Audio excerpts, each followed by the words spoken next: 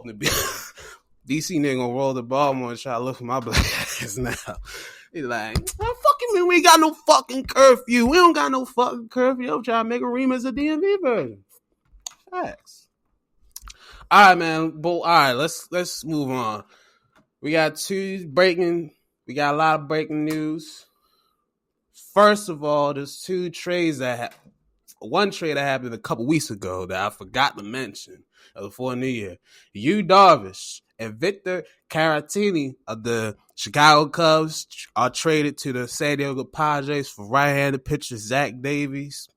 And they got like 3 top 15 prospects.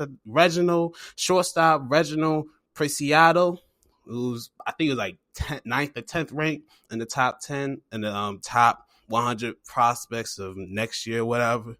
And outfielder Owen Cassie, I think it was number 11th or 13th between those ranks.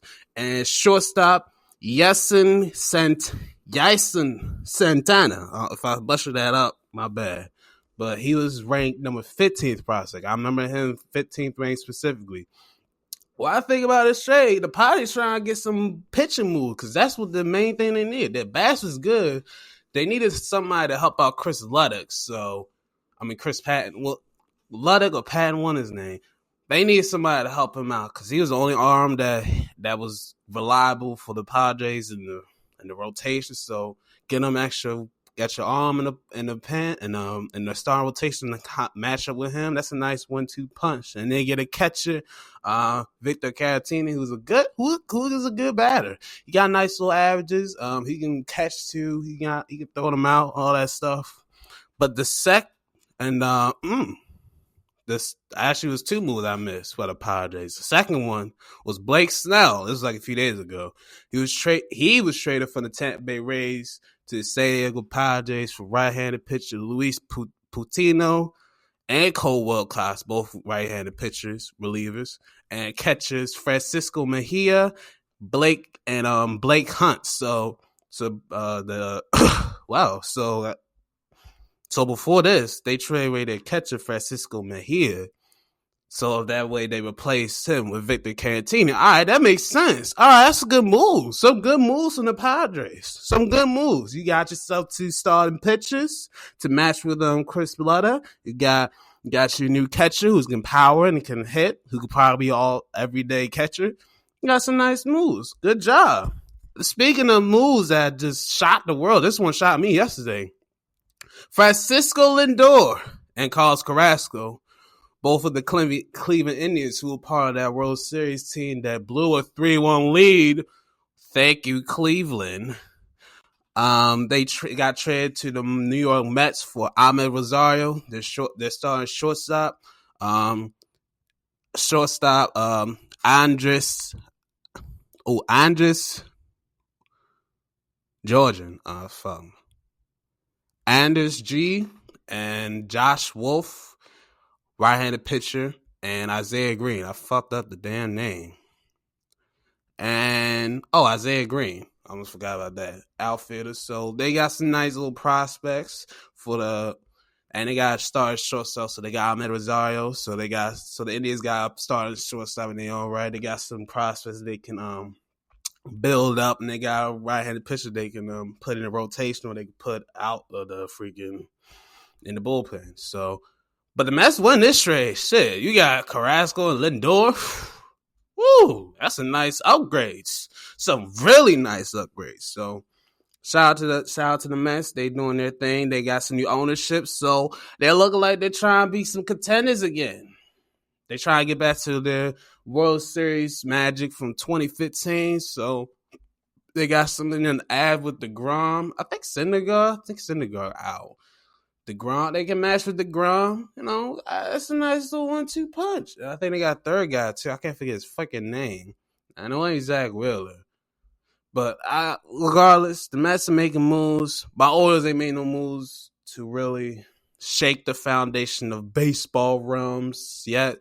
But this early hot stove in January, this where winter means will be near the end, or like like the second to last week, but of course, no COVID. We can't have winter meetings. It would have been started probably before Christmas, and they can't even do that. So, these people gotta make moves. They got their fucking jobs to do.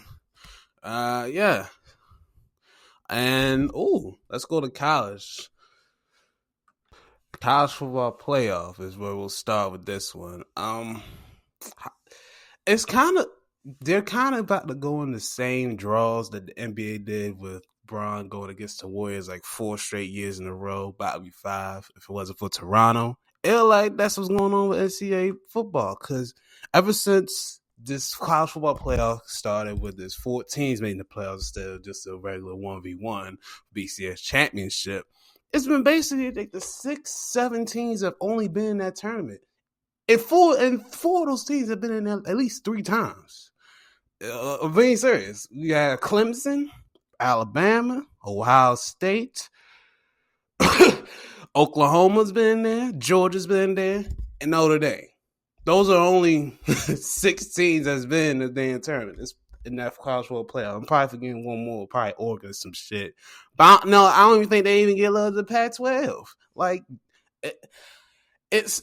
we thought when this came out, we were dying for at least a little tournament, at least get some new representation, some new blood, some new faces to get on college football's grandest stage and have a chance to be national champions. But it's like we're getting the same 4 teams every year, or 3.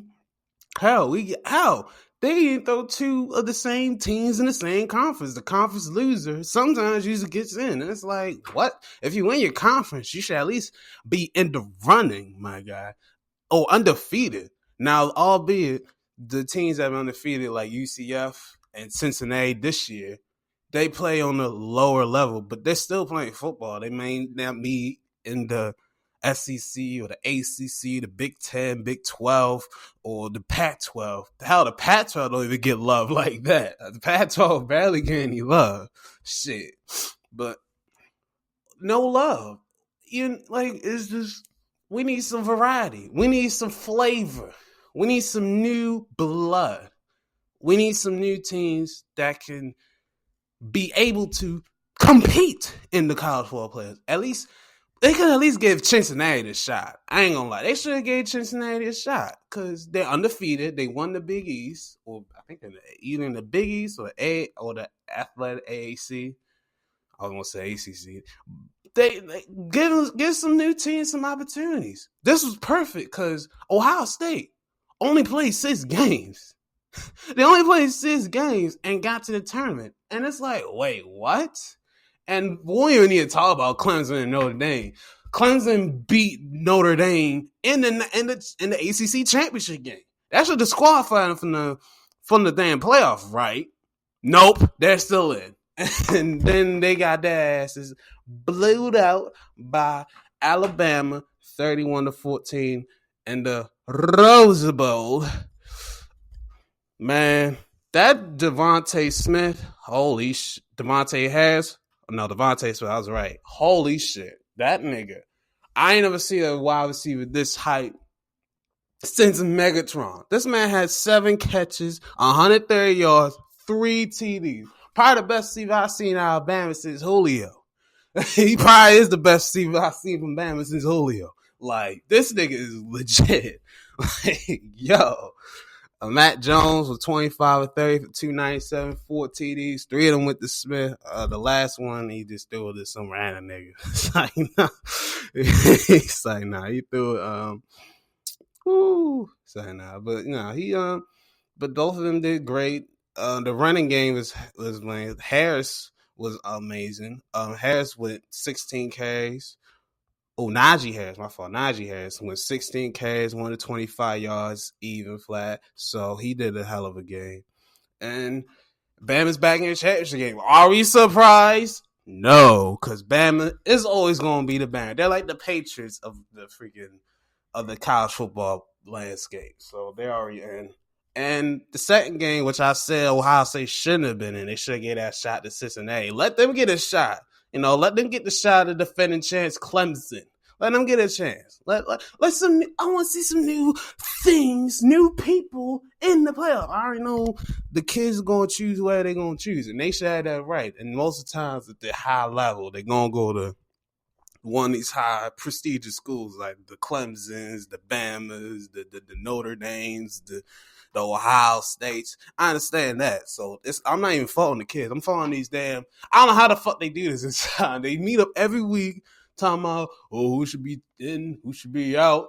And they say the same old rubbish every time. It's just like I don't watch that type of shit because it's like, y'all ain't saying nothing different. Like, get out of here. But we had I picked Bama and Clemson again because I'm like, it's looking like it's leading up to. But no, Ohio State puts a nix in those plans with a 49-28 domination over Clemson in the All-State Sugar Bowl. Justin Fields, woo! This man had as many TDs as he had incompletions. 22 of 28 for 385, 6 TDs. He threw a pick. But he was gravy. Olave, 8, 6 for 120, 132, 2 TDs. Just outperformed Devontae Smith by 2 yards. And he got my 1 TD. So it balanced everything out. And Tyrell Sermon, oh, my bad. Trey Sermon, man, he was a beast. 31 Ks, 193 yards, a TD. Beautiful performance. Trevor Lawrence did all he can do. He tried his best. He was 33 of 48, 400 even, 2 TDs, threw a pick. And Clifton Powell, he did his part. The 6 catches, 139, 2 TDs. This is a high-scoring matchup. But Ohio State, it started out hot, flashy in the beginning, first quarter. And then Ohio State just took over that second quarter, scoring 21 unanswered, leading 35-14 at the half. And then they just traded TDs the rest of the way. But it wasn't enough for Clemson to prevail and come back from their enormous deficit they put themselves in the second quarter. At least, I don't know what? We got somewhat of a different national championship game. I mean, Bama and Ohio State, I don't think they verse each other. No, I don't think they verse each other. And I don't think I've ever seen them verse each other. So, all right, so we got a nice little intriguing matchup. Justin Fields, you know what I'm saying, going his Heisman hopeful ass, going against the 2 Heisman hopefuls of Devontae Smith and Mac Jones.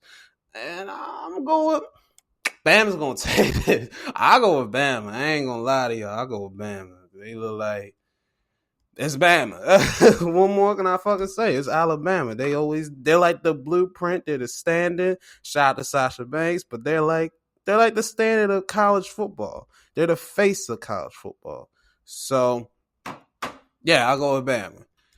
All right, speaking of Heisman, I mentioned them for a second. They had the Heisman Awards, which I did not know were they even announced. I didn't even know there was finalists. But the 4 finalists were Matt Jones, QB from Bama, Trevor Lawrence, QB from Clemson, Devontae Smith, wide receiver from Alabama, and QB Kyle Trask for Florida. And guess who won the damn Heisman is? Drum roll, please. Devontae Smith. We finally got a wide receiver win the damn prize. Finally no QBs or running backs. Finally somebody different. Good. I like it. Hell of a year for this man. With an outstanding 105 catches, 1,641 yards, 20 TDs. Broken the SEC record for TDs in a season. Averaged 15.6 per catch. This man was just, got me salivating. Come to Baltimore, brother. We need you. We can use a guy like you. You don't need to go to Detroit or Miami or anywhere in that top 10. You don't need to go nowhere. Either fall to the Ravens, my God. If we can somehow finesse a team that is stupid enough to give him one of the top picks and we get that shit, we need this nigga. This motherfucker, holy shit. But he became the 3rd Heisman Trophy winner since Trent Richardson or Mark Ingram. I'm going, actually, you know what? Yeah, Mark Ingram. I remember when Mark won it. It was Mark. So, man, actually, it was Trent. I wish it was Trent because Mark went pro. I think a year after, and then Trent, I think he won it a year after. So.